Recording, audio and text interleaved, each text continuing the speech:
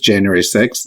It's been 30 months in coming, and yet, even for those who expected it to come all along, reading the words of the indictment, I don't know, for me, I raised little hairs on the back of my neck.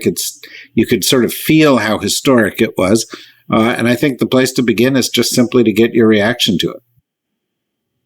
Well, I think to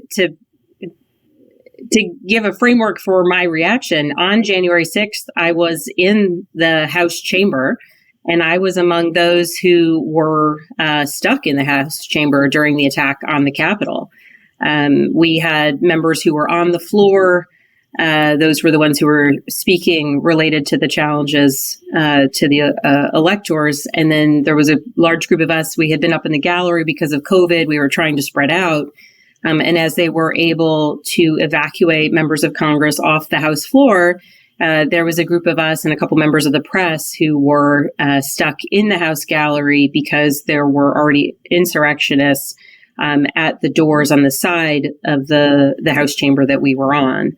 And so looking back on that day, frankly, the just worry, concern, fear, terror that the Capitol police officers had as they were trying to, guard doors that people were banging on. They were breaking glass. Of course, there was a police officer who discharged his firearm, and the day itself was chaos. The memories of what that day was in the House chamber, and then of course, the videos of police officers being beaten with American flags and flagpoles. It was just a horrible, horrible day, and so reading and revisiting that day for me reflects a bit on the fact that, it was a day of such chaos and terror, and, a really sad day for the United States. But at the end of that day, we did go back into the House chamber and we did certify the election, doing our duty, which is really the responsibility of anyone elected to any office. If I may just pick up on that before I turn to Mark. We've seen a variety of responses to this, including the former vice president, who plays, I think, a larger than many expected role in this indictment, because he apparently was taking contemporaneous notes during some of his conversations, and those were used in the indictment. And he said, nobody should put their personal career ahead of the Constitution. And a couple of other Republican presidential candidates said something sort of in that zip code. But the response from a lot of your colleagues on the Hill has been just party line. And I'm wondering, having lived through all of that, and having watched some of their views, such as Speaker McCarthy's views, morph from the aftermath of that to where they are today, I'm wondering what your reaction is to those who are just sort of, standing up and reflexively defending the former president. I remember what they said on January 6th. I remember what they said in the days and the weeks after January 6th. Some of the things they said very publicly, and many of the things they said privately.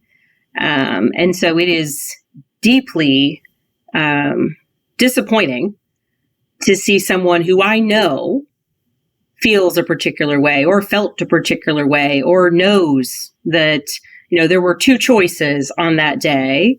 And we have an example, right? We have what former President Trump did, which is try to discount, upend, as the indictment says, defraud the American people. And then we have what former Vice President Pence did, which is follow his responsibility, follow his commitment to the Constitution, and do what was required of him and the oath that he took. And so there were some people in the days after that were using their elevated voices as members of Congress to, clearly put themselves in the camp of former Vice President Trump. And, many, far too many have backed away from that.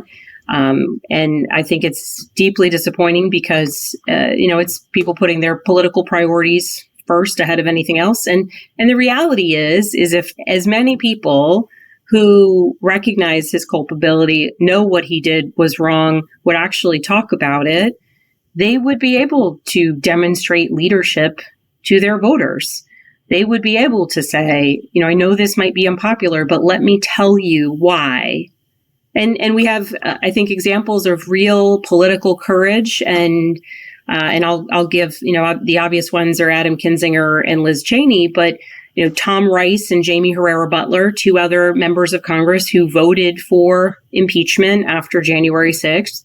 And Tom Rice, in his debate, because he got a primary, which he ultimately lost, which is why he's no longer a member of Congress, in his debate, in his primary, gave the most succinct, dedicated, and I would call it beautiful defense of the Constitution and his responsibilities, as he framed it, as a conservative. And if more people would be honest with themselves and their voters and follow his lead or Jamie's lead, then I think the country would be in a very different place. Mark? So I know this is going to make you feel uncomfortable, and I know your sense of humility, but you talked about courage.